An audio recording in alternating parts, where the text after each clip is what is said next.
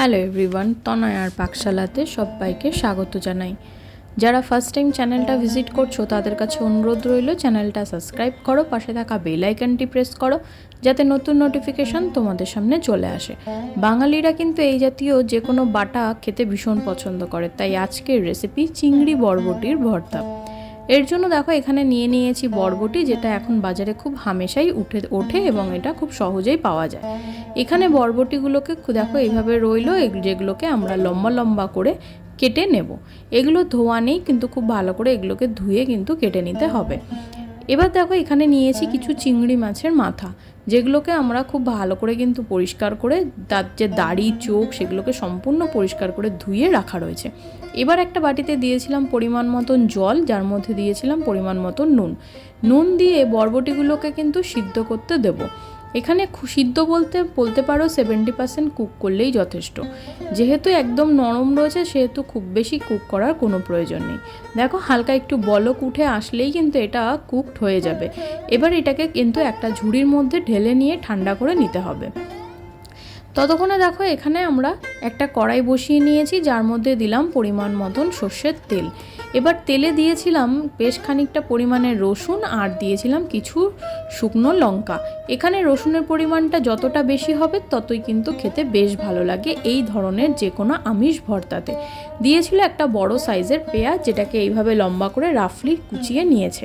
দিয়েছে 3টে চিড়ে নেওয়া কাঁচা লঙ্কা। এটা একটু ঝাল ঝাল হলে বেশ ভালো লাগে। তোমরা যদি ঝালটা অ্যাডজাস্ট করে খেতে চাও তাহলে কিন্তু তোমরা তোমাদের মতন অ্যাডজাস্ট করে নিতে পারো। এবার দেখো এটাকে খুব ভালো করে কিন্তু একটুখানি গোল্ডেন ব্রাউন কালার ধরা অবধি ভালো করে ভেজে নিতে হবে। শুকনো লঙ্কাটা তোমরা যদি স্কিপ করতে চাও করতে পারো, শুধু কাঁচা লঙ্কা দিয়েও করতে পারো। এবার দেখো এটাকে ভাজা হয়ে গিয়েছে হালকা গোল্ডেন ব্রাউন কালার অবধি। ততক্ষণে এটাকে তুলে রেখে ঠান্ডা হতে দিক। ততক্ষণে দেখো এখানে চিংড়ি মাছগুলোকে আমরা কিন্তু সেই তেলের মধ্যেই নেড়ে চেড়ে নেব। এখানে নুন দেব না, এখানে আমরা সম্পূর্ণটাই শুধুমাত্র হলুদ দিয়েই ভেজে নেব। যেহেতু বাটার যখন আমরা ওটা করব তখন ওখানে আমরা নুন ব্যবহার করব। দিয়েছিল পরিমাণ মতন হলুদের গুঁড়ো। এবার এটাকে কিন্তু খুব ভালো করে একটু লাল লাল করে ভেজে নিতে হবে।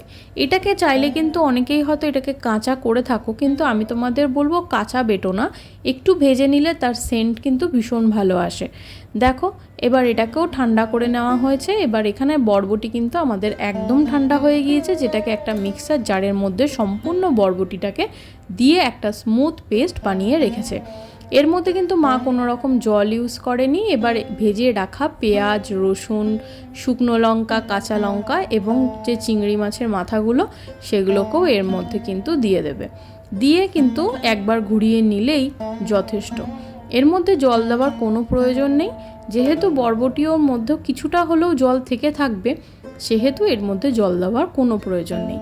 এবার একটা স্মুথ পেস্ট কিন্তু আমাদের তৈরি হয়ে গিয়েছে। এখানে কড়াই বসিয়ে নিয়ে যার মধ্যে দিল পরিমাণ মতন সর্ষের তেল। তেল গরম হলে দেওয়া হলো 1 চামচ মতন কালো জিরে। ফোড়নটা দিয়ে সুন্দর গন্ধ ছাড়লে পরে তখন এখানে দিয়ে দিতে হবে সেই পেস্ট, যেটাকে আমরা এখানে বেটে রেখেছিলাম মিক্সার জারে। তোমরা যদি চাও শিল নোড়াতেও করতে পারো। এবার এটাকে পেস্ট সম্পূর্ণ দিয়ে কিন্তু খুব ভালো করে নাড়িয়ে চাড়িয়ে নিতে হবে।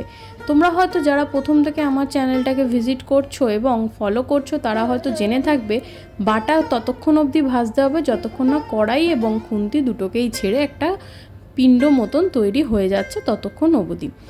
দেখো দিয়েছিল পরিমাণ মতো নুন, দিল পরিমাণ মতন হলুদের গুঁড়ো আর সামান্য একটু চিনি ব্যালেন্স করার জন্য। দেখো এখনও যেহেতু ছাড়েনি সেহেতু কিন্তু বুঝে নিতে হবে যে এখনও কিন্তু আমাদের এটা ভাজা হয়নি। দেখো আস্তে আস্তে কিন্তু এটা দলা পাকানো শুরু হয়ে গিয়েছে এবং খুন্তি ও কড়াই দুটোই কিন্তু ছেড়ে দিচ্ছে। তার মানে কিন্তু আমাদের ভর্তা একদম রেডি। এইভাবে নাড়িয়ে চাড়িয়ে কিন্তু 30 থেকে 37 মিনিট মতন টাইম লাগে সম্পূর্ণ ভর্তাটা হতে। তোমরা আশা করি এবার দেখে বুঝতে পারছো যে এটা কিন্তু 95% কুক হয়ে গিয়েছে। ব্যাস এবার এটাকে ঠান্ডা করে তুলে নিলেই কিন্তু রেডি আমাদের চিংড়ি বরবটির ভর্তা। ভালো লাগলো ভিডিওটা? ধন্যবাদ।